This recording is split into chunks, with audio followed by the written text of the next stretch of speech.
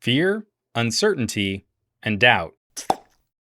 Hi, techies. You gotta chill out. I've been excited to cover this renewed interest in purpose-built mid-ranger phones in North America. Over the last couple years, we got a shot in the arm with the Pixel 3a, and the segment got a lot more competitive over 2020 with 5G phones showing up at $400 and less. But often, when I bring up these budget-friendly phones, we hear a regurgitation from techies about the fears of owning a less powerful device. There's all this armchair speculation.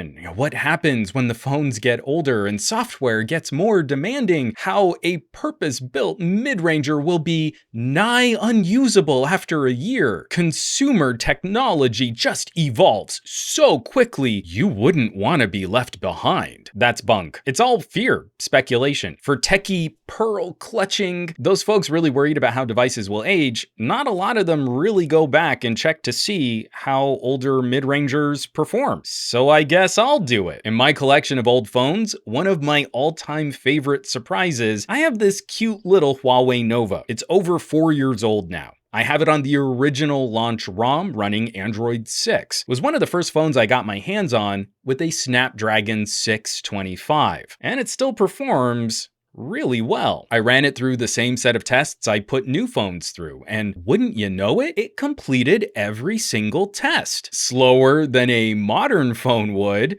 but not by as much as you might think. For comparison's sake, we can look at a phone like the TCL 10 Pro with a modern version of a mid-ranger processor, the Snapdragon 670. Starting off these performance conversations like I usually do with video editing and rendering, PowerDirector is choppier while you're scrubbing your timeline. But in a complex video project, the Nova is only about 12 seconds slower than the TCL in finishing off a high-quality 4K video render. Ditto a longer transcoding test. The Nova loses by about a minute. It takes about 25% longer than the TCL. Now, neither of these are speed demons, but we're talking about a high level of mobile computing here. The ability to sustain and complete 4K video projects. There seems to be a weird disconnect with techies where when I show these kinds of tests, people dismiss the results, often with a disregarding tone like, but who's like really doing things like video editing on their phones?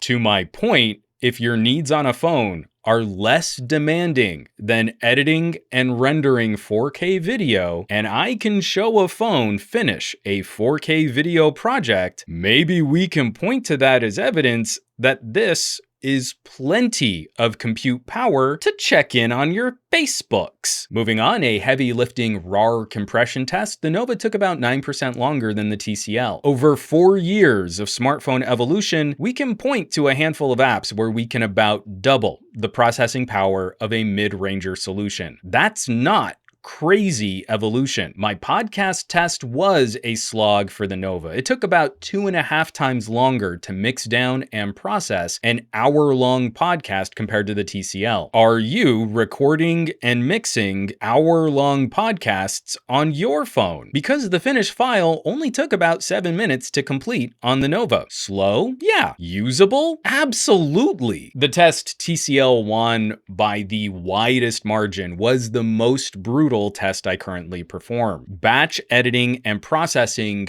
200 RAW files from a Sony a7 III. The TCL handily won by processing the whole run over twice as fast as the Nova. But again, I feel I need to point out that while the Nova took over a half hour to chew up that much image data, it still did it. Do you need to batch process 200 RAW files from a high-end full-frame mirrorless camera? Because this 4-year-old mid-ranger phone can get that job done. When we talk about software and support, the flakiest app I used throughout all of these tests was Google Photos. There was something about pulling my online photo collection up while trying to use the stabilization plugin. It crashed numerous times. And the final time to finish the stabilization was about twice as long as the TCL. But even for those crashes on a Google app, it still stabilized a 1-minute clip of 4K video. I was not lacking any of the modern apps or tools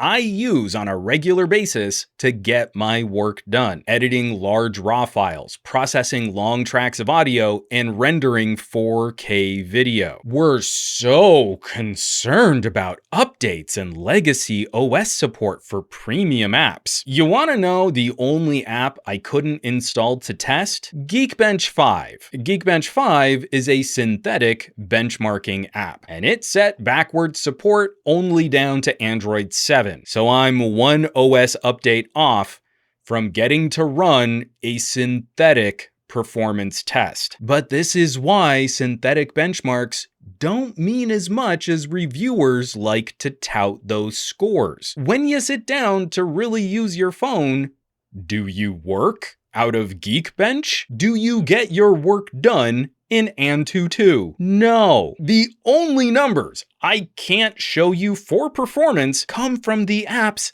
that don't really get your work done. When I need to open a document or a spreadsheet, Microsoft Office works fine on the Nova. Slower than on a brand new phone, but it still works. And keeping this Nova in its fresh launch state, it's also handy to show off how much progress we've made with Google Play services. It will not take the place of proper security updates, but a lot of the issues with the platform moving forward will be addressed in services updates. Even the Nova was able to get some remarkable new features like Nearby Share, the Android equivalent of AirDrop. That's here, and it works. Revisiting the Nova, I'm even more confident in recommending mid-ranger phones today. If this phone had been in daily operation this entire time, we would be far more concerned about the battery aging and degrading than whether or not the processing power might hold up. The biggest hurdle I faced in performance testing was dealing with the limited 32 gigabytes of storage,